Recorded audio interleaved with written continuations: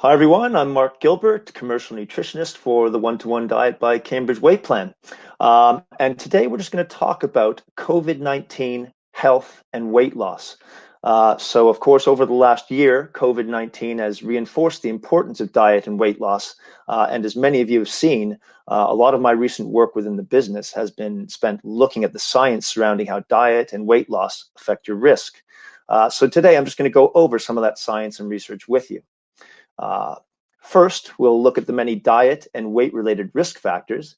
Then we'll look at how to minimize your risk of both catching COVID-19 and of having a severe outcome if you do catch it.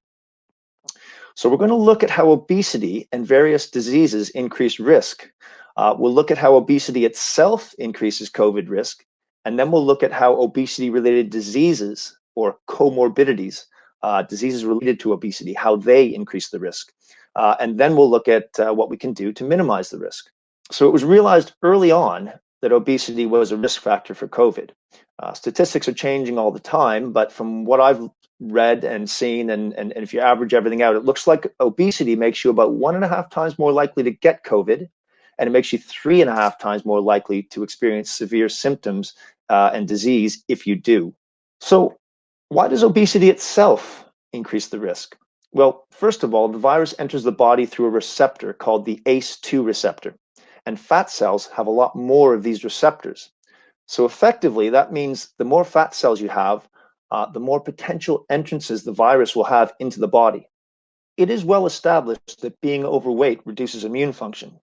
Not only that, but the higher blood sugar in most obese people makes them more susceptible to viruses. But it gets worse than that because exposure to the virus itself further increases blood sugar. So this creates kind of a spiral of escalating blood sugar and escalating COVID disease severity. On top of this, immune cells called T cells are suppressed in obesity, and these cells seem to have a particularly important role in fighting the virus. Finally, obesity makes breathing more labored and difficult in those who contract the virus and impacts sleep, and both of these will further reduce immunity and make you less resilient. Let's look at these comorbidities, these diseases that go along with obesity. As we all know, being in a calorie surplus for too long, that is, eating more than you're burning off, more calories than you're burning, leads to obesity, but it also leads to the obesity comorbidities. It is not clear to what extent obesity itself or the diseases that accompany it cause severe COVID because there's so much overlap between the two. But the main comorbidities are the following: diabetes, hypertension, which is high blood pressure, cardiovascular disease, so diseases of the heart and the blood vessels, inflammation, kidney disease, and vitamin and mineral deficiencies. Interestingly, those with one or more of these diseases and or obesity represent the vast majority of severe COVID cases in people under 60 years old. Okay, so that was a pretty basic slide, but this is a very busy, comprehensive overview of the disease that are both associated with obesity and that increase COVID risk. Just to illustrate that it's very complex interaction. There's lots of things going on here. So what can we do to minimize the risks? Well, weight loss is the key, which means that if you're overweight, diet may be the most important factor in reducing your risk because you'll reduce your number of fat cells, you'll improve your immunity, and reduce all of the key diseases that are associated with catching the virus. Remember that complex diagram I showed you? Well, losing significant weight has a beneficial effect on all those things. First of all, calorie restriction, or dieting, has been shown to improve immunity in everything from flies to mice to monkeys to humans. So this seems to be a universal effect. Okay, so now we'll look at low energy diets and their effects on immunity and COVID.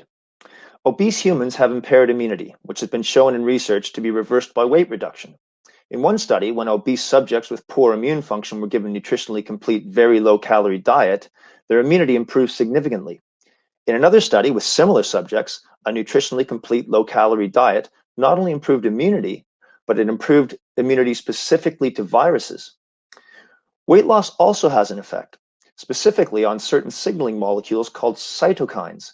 And this is critical when we consider COVID because when the wrong kinds of these cytokines get out of control in a COVID patient, massive inflammation occurs, and this is often what requires emergency treatment and the worst possible outcomes of the disease. Weight loss decreases levels of the cytokines that cause inflammation, and it increases levels of the ones that decrease inflammation. One last important consideration when it comes to COVID risk is your intake of vitamins and minerals, collectively known as micronutrients. A recent, very large review of 231 studies concluded that several micronutrients are crucial to immunity.